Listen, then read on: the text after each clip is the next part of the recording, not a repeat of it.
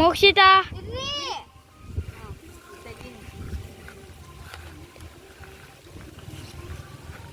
ಅವಳೊಬ್ಬಳೇ ತೆಗಿ ದೀಕ್ಷಾ ನನ್ನ ದೀಕ್ಷೆ ಏ ಪ್ರಣಯ್ ರಾರಾ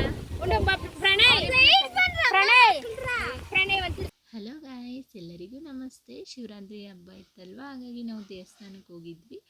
ಇದು ಬಂದು ಅಮ್ಮ ಮನೆ ಹತ್ರ. ಅಲ್ಲಿ ಅಮ್ಮ ಬಂದಿಲ್ಲ, ದೇವಸ್ಥಾನ ಹತ್ರನೇ ಇದ್ದರು. ನೀವು ಹೋಗಿ ಫೋಟೋ ತೆಗೆಸ್ಕೊಬನ್ನಿ, ನಾನು ಇಲ್ಲೇ ಇರ್ತೀನಿ ಅಂಥೇಳಿ.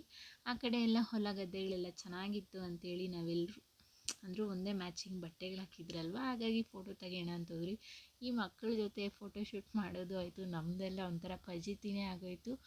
ಒಬ್ರು ಈ ಕಡೆ ಬನ್ನಿ ಅಂದರೆ ಒಬ್ರು ಆ ಕಡೆ ಓಡೋದು, ಅಲ್ಲಿಂದ ಆ ಕಡೆ ಓಡೋಗೋದು. ನಮ್ಮ ಚಿಕ್ಕವನಂತೂ ಆ ಗದ್ದೆಗಳ ಹತ್ರ ಕೋಲಿಟ್ಟು ಬಟ್ಟೆ ಸುತ್ತಿರ್ತಾರಲ್ಲ, ಅದನ್ನೆಲ್ಲ ತೆಗಿಯೋದಕ್ಕೆ ಹೋಗೋದು. ತುಂಬ ಫಜೀತಿ ಮಾಡ್ತಾಯಿದ್ರು ಹುಡುಗರು. ಮತ್ತು ಅವ್ರನ್ನೆಲ್ಲ ಒಂದು ಹತ್ರ ಸೇರಿಸಿ ಫೋಟೋ ಶೂಟ್ ಮಾಡೋ ಅಷ್ಟರಲ್ಲಿ ಸಾಕಾಗೋಯಿತು. ಯಾಕಂದ್ರೆ ನೋಡಿ, ಅಲ್ಲಿ ಹಸು ಇತ್ತಲ್ವ, ಎಮ್ಮೆಗಳ ಹತ್ರ ಹಸುಗಳ ಹತ್ರ ಓಡ್ತಾಯಿದ್ರು. ತುಂಬ ಕಾಟ ಕೊಡ್ತಾಯಿದ್ರು ಈ ಮಕ್ಕಳು. ಫೈನಲಿ ಹಾಗೋ ಹೀಗೋ ಮಾಡಿ ಒಂದಷ್ಟು ಫೋಟೋಗಳನ್ನೆಲ್ಲ ತಕ್ಕೊಂಡ್ರಿ. ಫೋಟೋಸು ಅಷ್ಟೇ ತುಂಬ ಚೆನ್ನಾಗಿ ಬಂತು ನ್ಯಾಚುರಲ್ಲಾಗಿ. ಇದು ಬಂದು ಜೋಳದ ತೋಟ. ಇನ್ನೂ ತುಂಬ ಫೋಟೋ ತೆಗಿಯೋದಿತ್ತು.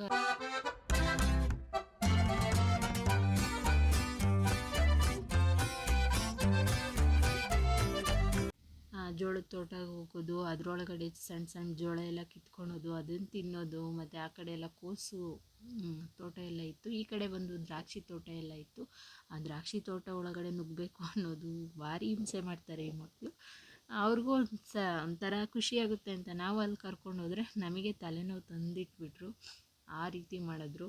ಆ ಕಡೆ ಹೋಗೋದು, ಈ ಕಡೆ ಹೋಗೋದು, ಒಂದು ಕಡೆ ನಿಲ್ಲಲ್ಲ. ಒಂದು ಫೋಟೋನು ನೀಟಾಗಿ ತೆಗೆಸ್ಕೊಂಡೇ ಇಲ್ಲ ಅವರು. ಸ್ಟ್ರೈಟ್ ಅಂತೂ ನೋಡೇ ಇಲ್ಲ, ಆ ಕಡೆನೋ ನೋಡೋದು. ನಂದು ಮತ್ತು ನನ್ನ ತಂಗಿದು ಒಂದಷ್ಟು ಫೋಟೋಸ್ ಮಾತ್ರ ಚೆನ್ನಾಗಿ ಬಂತು. ಇದೇ ರೀತಿ ಸಪೋರ್ಟ್ ಮಾಡ್ತಾಯಿರಿ ಮತ್ತು ಸಬ್ಸ್ಕ್ರೈಬ್ ಮಾಡ್ಕೊಳ್ಳಿ. Thank you.